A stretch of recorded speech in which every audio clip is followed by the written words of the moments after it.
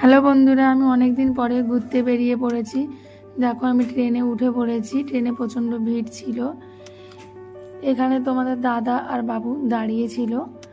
তারপরে আমি ছেলের সঙ্গে গল্প করছিলাম ট্রেনে বসে। তারপর এখানে ভাই, ছেলে, তোমাদের দাদা আর আমি দাঁড়িয়ে গল্প করছিলাম। তারপরে আমি নেমে পড়লাম কোথায় বলো তো, শিয়ালদা স্টেশনে। দেখো, নেমে সবাই মিলে আমরা হাঁটতে শুরু করে দিয়েছি। কত লোক, কত ভিড়! এই শিয়ালদা স্টেশনে প্রচুর লোক ও ভিড় হয় প্রচণ্ড। তারপর আমি এখানে হজমিগুলি কিনেছিলাম ট্রেনে। তারপরে আমি এটা খেতে খেতে যাচ্ছি। এরপর আমি বাসে উঠে পড়েছি। বাসেও বেশ ভিড় ছিল। তারপর আমি নেমে পড়লাম বাস থেকে। আমি কোথায় যাচ্ছি বলো তো? আমি যাচ্ছি মিউজিয়ামে। দেখতে দেখতে চলে এসেছি আমি মিউজিয়ামের টিকিট কাউন্টারে। এখানে দাদা টিকিট কাটার জন্য দাঁড়িয়ে পড়লো।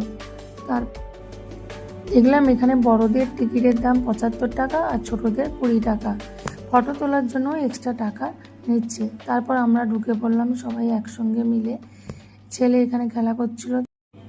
দেখো কি সুন্দর এই জায়গাটা, আমার তো বেশি ভালো লাগছিল, তাই জন্য আমি ঘুরে ঘুরে দেখলাম। আর দেখো কত সুন্দর, দেখো কত সুন্দর পুরোনো দিনের সব জিনিসপত্র ওরা যত্ন করে রেখেছে।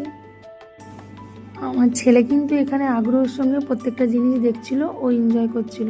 আরে দেখো কি সুন্দর মেঘলা ঠান্ডা ওয়েদারে কত সুন্দর লাগছে পরিবেশটা। তারপর আমরা হাঁটতে হাঁটতে ক্লান্ত হয়ে বসে পড়লাম তিনজনে।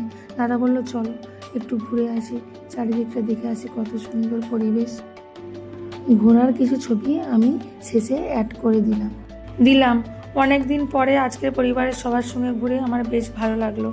এখানে অনেক কিছু জানা বা শেখার জিনিস আছে যেগুলো তোমাদের সামনে আমি তুলে ধরতে পারলাম না।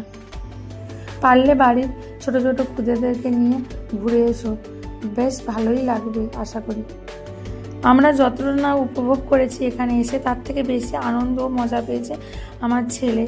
প্রত্যেকটা জিনিস ও গুরুত্ব করেই দেখেছে।